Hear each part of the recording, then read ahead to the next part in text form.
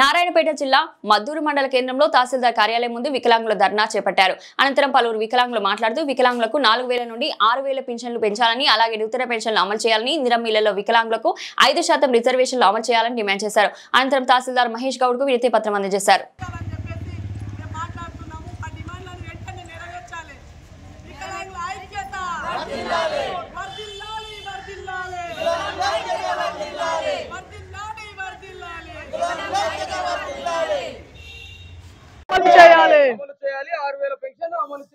అమలు చేయాలి కల్పించాలి. ప్రభుత్వ పథకాలలో 5% వికలాంగులకు అవకాశం కల్పించాలి.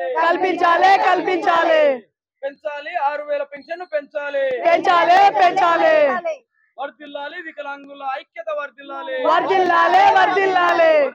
వికలాంగుల ఐక్యత వర్ధిల్లాలి. హామీలను ప్రభుత్వం అమలు చేయాలి. 4016 నుండి 6000కు పెన్షన్లు పెంచాలి. ఆదుకోవాలి వికలాంగుల హక్కులను ఆదుకోవాలి. వికలాంగుల హక్కులను ఆదుకోవాలి. అమలు చేయాలి. ప్రభుత్వం ఇచ్చిన హామీలను అమలు చేయాలి. వర్ధిల్లాలి వికలాంగుల ఐక్యత వర్ధిల్లాలి. వికలాంగుల ఐక్యత వర్ధిల్లాలి. నారాయణపేట డిస్టిక్ లో వికలాంగుల హక్కుల జాతీయ వేదిక అధ్యక్షురాలిని.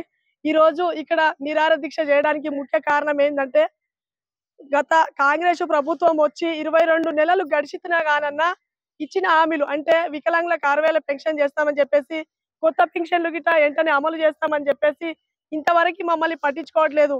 ఇంతవరకు అసలు ఎక్కడ ప్రభుత్వ ఉద్యోగులు అంటే మాకు బ్యాంక్ లాక్ పోస్టులు కానీ, మాకు వికలాంగులకు ఉన్న 5% రిజర్వేషన్ కానీ ఎక్కడ కల్పించట్లేదని చెప్పేసి మేము ప్రభుత్వాన్ని అడుగుతున్నాం.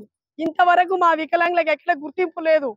అయితే ఇప్పుడు వచ్చే రాబోయే ఎన్నికల్లో గిట మా వికలాంగులకు రిజర్వేషన్ కల్పించాలని చెప్పేసి ప్రభుత్వానికి డిమాండ్ చేస్తున్నాం. ఇందిరమ్మ ఇండ్లలో 5% రిజర్వేషన్ ఇవ్వాలని చెప్పేసి ఇప్పుడు ఆల్రెడీ నడుస్తున్నాయి ఇందిరమ్మ ఇండ్లు. ఒంటరి మహిళలు, ఒంటరి వికలాంగులు, పురుషులు గిట్ట ఉంటున్నారు.